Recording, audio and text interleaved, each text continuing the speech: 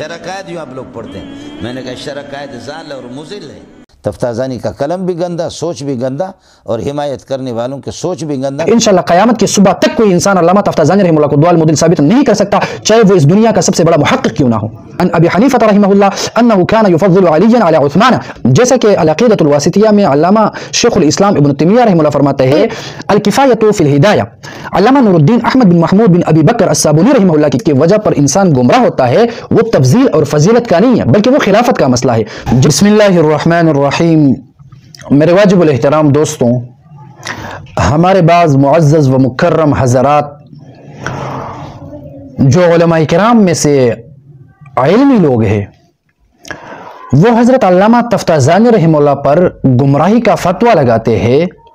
اور فتویٰ لگانے کا جو بنیادی وجہ ہے وہ بیان فرماتے ہیں کہ حضرت علامہ تفتازانی رحمہ اللہ جو تھے وہ حضرت علی رضی اللہ عنہ کو فضیلت دیتے تھے حضرت عثمان رضی اللہ عنہ پر، اس کی وجہ سے وہ گمراہ ہے. اب گمراہ کیوں ہے؟ پھر بیان فرماتے ہیں بعض نادان لوگ کہ بھائی یہ تو شیعوں کا مذہب ہے کہ وہ حضرت علی رضی اللہ عنہ کو حضرت عثمان رضی اللہ عنہ پر فضیلت دیتے ہیں، حالانکہ یہ ان لوگوں کی غلط فہمی ہے اور یہ ان کی نادانی ہے، یہ ہرگز شیعوں کا مذہب نہیں ہے. اب شیعہ حضرات کا مذہب کیا ہے روافظ کا، وہ میں بیان کرتا ہوں لیکن اپنی طرف سے نہیں، کتابوں سے. سب سے پہلے اس مسئلہ کی وضاحت کرنا ضروری ہے کہ کیا بھائی تفضیل کی بنیاد پر، یعنی جو لوگ علامہ تفتازانی رحمہ اللہ پر گمراہی کا فتویٰ لگاتے ہیں، کیا یہ فتویٰ درست ہے یا نہیں؟ تو سب سے پہلے میں آپ حضرات کے سامنے شیخ الاسلام ابن تیمیہ رحمہ اللہ کی کتاب سے میں آپ لوگوں کو بیان کرتا ہوں کہ علامہ ابن تیمیہ رحمہ اللہ جو ہے العقیدۃ الواسطیہ صفحہ نمبر 169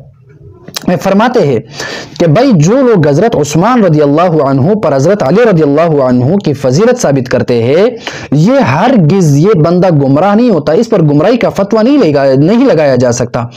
کیونکہ جو مسئلہ بنیادی ہے جس کی وجہ پر انسان گمراہ ہوتا ہے وہ تفضیل اور فضیلت کا نہیں ہے بلکہ وہ خلافت کا مسئلہ ہے. جیسا کہ العقیدۃ الواسطیہ میں علامہ شیخ الاسلام ابن تیمیہ رحمہ اللہ فرماتے ہیں کہ وَإِن كَانَتْ هذه المسألة مسألة عثمان وعلي رضي الله عنهما ليست من الأصول التي يضلل المخالف فيها عند جمهور أهل السنة لكن التي يضلل فيها مسألة الخلافة کہ بھائی تفضیل کی بنیاد پر گمراہی کا فتویٰ لگانا یہ ہرگز درست نہیں ہے. یہ لوگ جو علامہ تفتازانی رحمہ اللہ پر فضیلت حضرت علی رضی اللہ عنہ کی حضرت عثمان رضی اللہ عنہ پر اس کی بنیاد پر گمراہی کا فتویٰ لگاتے ہیں تو یہ ہرگز درست نہیں ہے. علامہ شیخ الاسلام ابن تیمیہ رحمہ اللہ نے فرمایا. اب یہ لوگ کہتے ہیں کہ یہ مذہب دراصل شیعہ حضرات کا ہے لیکن یہ مذہب شیعہ حضرات کا نہیں ہے. جیسا کہ آپ دیکھ لیں کہ علامہ ابن تیمیہ رحمہ اللہ جو ہے العقیدۃ الواسطیہ میں اسی صفحہ پر صفحہ نمبر 169 پر فرماتے ہیں کہ بھائی ان بعض اہل سنت كانوا قد اختلفوا في عثمان وعلی رضی اللہ عنہما بعد اتفاقهم على تقدیم ابی بکر وعمر رضی اللہ عنہما ایہما افضل، کہ بھائی حضرت ابو بکر و عمر رضی اللہ عنہ کی جو فضیلت ہے اس کے بعد اہل سنت والجماعت کا اس میں اختلاف ہے کہ بھائی اس کے بعد حضرت علی رضی اللہ عنہ کی فضیلت ثابت ہے یا حضرت عثمان رضی اللہ عنہ کے. فقدم قوم عثمان وسکتوا وربعوا بعلی، کہ بھائی بعض لوگ حضرت عثمان رضی اللہ عنہ کو فضیلت دیتے ہیں اور وقدم قوم علی، اور بعض لوگ جو ہے وہ فضیلت دیتے ہیں حضرت علی رضی اللہ عنہ کو. وقوم توقفوا، اور بعض لوگ جو ہے وہ توقف اختیار کرتے ہیں. تو تین قسم کے لوگ ہیں، تین قسم کی رائے پائی جاتی ہے اہل سنت والجماعت کے اندر. یہ صرف تفتازانی رحمہ اللہ کی رائے نہیں ہے، بعض لوگ جو ہے وہ حضرت علی رضی اللہ عنہ کو فضیلت دیتے ہیں، بعض حضرت عثمان رضی اللہ عنہ کو فضیلت دیتے ہیں، اور اسی طرح بعض جو لوگ ہیں وہ توقف اختیار کرتے ہیں. تو اس مسئلہ کی بنیاد پر کسی پر گمراہی کا فتویٰ لگانا درست نہیں ہے. دور حاضر میں اگر آپ دیکھ لیں جامعہ بنور ٹاؤن کراچی کا فتویٰ، جامعہ بنور ٹاؤن کراچی کا فتویٰ یہ ہے کہ وہاں پر دارالافتاء میں سوال ہو گیا، لیکن جو لوگ حضرت علی رضی اللہ عنہ کو حضرت عثمان رضی اللہ عنہ پر فضیلت دیتے ہیں کیا اس طرح کے لوگوں کے بارے میں گمراہی کا فتویٰ لگایا جا سکتا ہے؟ تو جامعہ بنور ٹاؤن کراچی کا فتویٰ یہ ہے کہ حضرت علی رضی اللہ عنہ کو حضرت عثمان رضی اللہ عنہ پر فضیلت دینے والوں کو ہرگز گمراہ نہیں کہہ سکتا، یہ ہرگز گمراہ نہیں ہے، کیونکہ حضرت امام اعظم ابو حنیفہ رحمہ اللہ کا جو قول ہے وہ بھی یہ تھا کہ بھائی حضرت علی رضی اللہ عنہ کی فضیلت حضرت عثمان رضی اللہ عنہ پر ثابت ہے، اس کی وجہ سے علامہ تفتزانی رحمہ اللہ پر گمراہی کا فتویٰ لگانا یہ بالکل مناسب نہیں ہے اور یہ بالکل جائز نہیں ہے۔ یہ الکفایۃ فی الہدایہ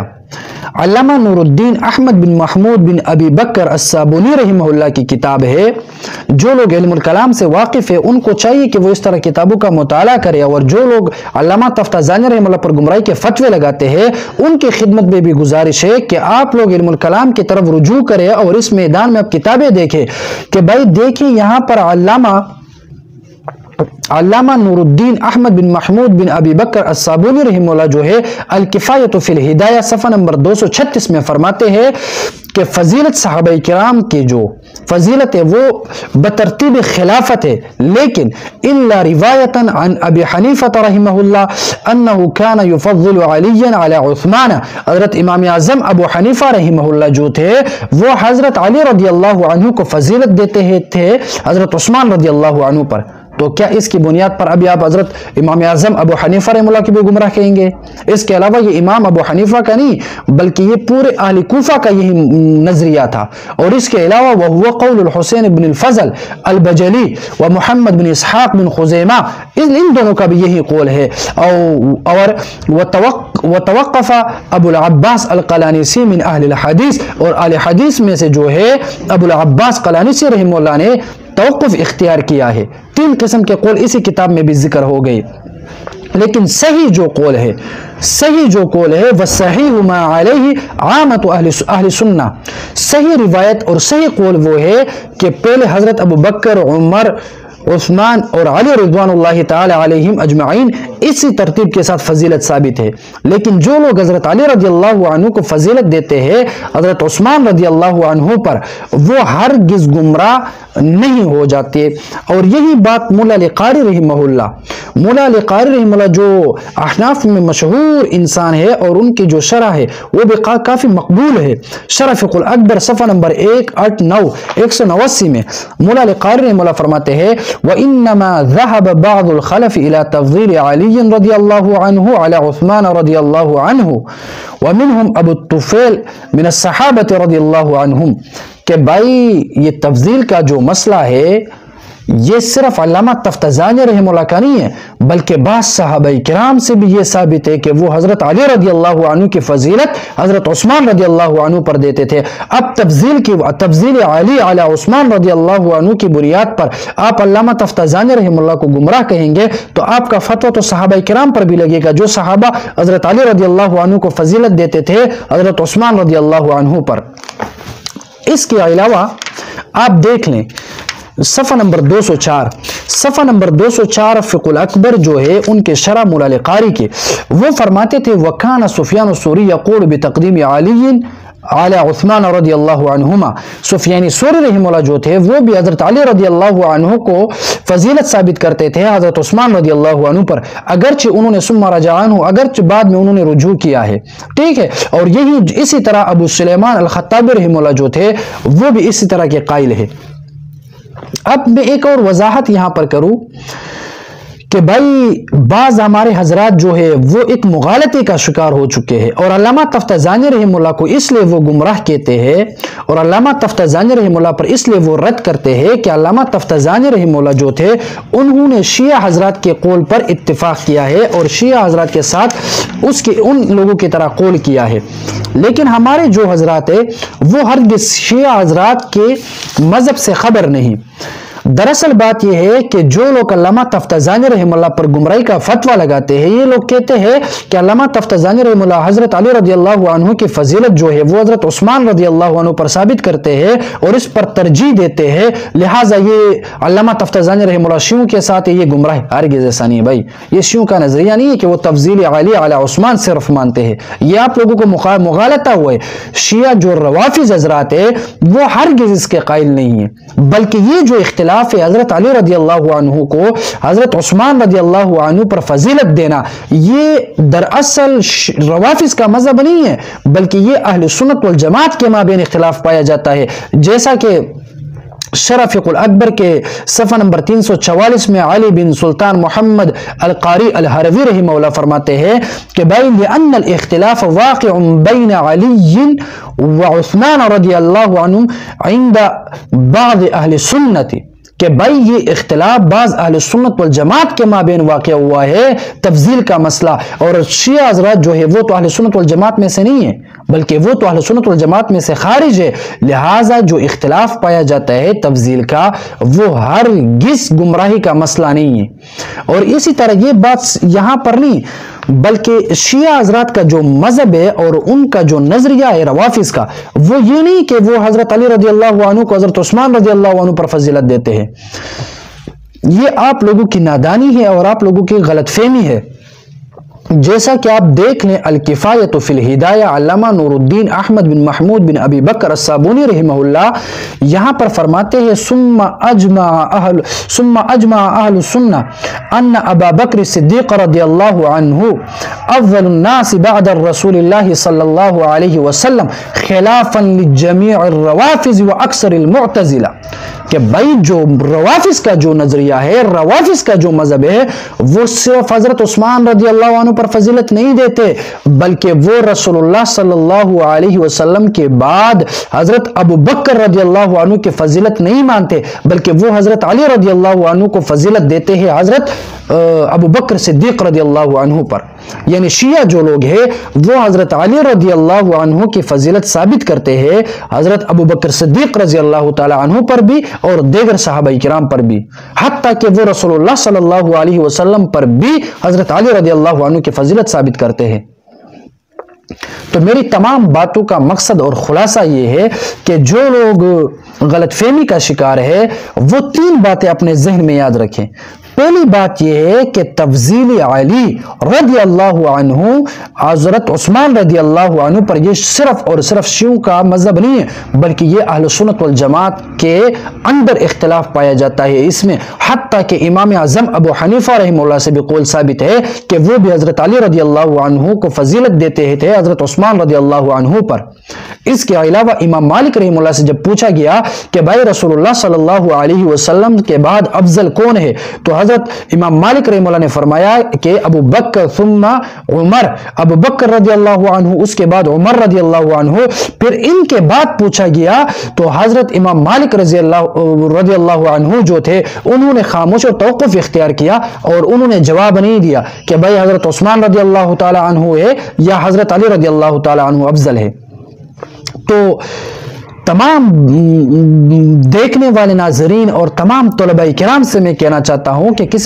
کسی کے بات پر دھوکہ نہ کھائے، آپ ایسا کریں، یہ فقہ الاکبر کی شرح ہے مولا علی قاری کی، اس کا مطالعہ فرمائیں، اور اسی طرح الکفایۃ فی الہدایہ، اس کتاب کو آپ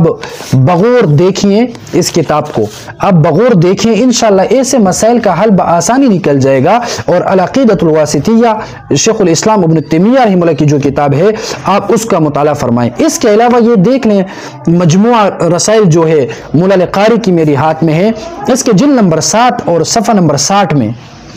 مولا علی قاری فرماتے ہیں کہ بھائی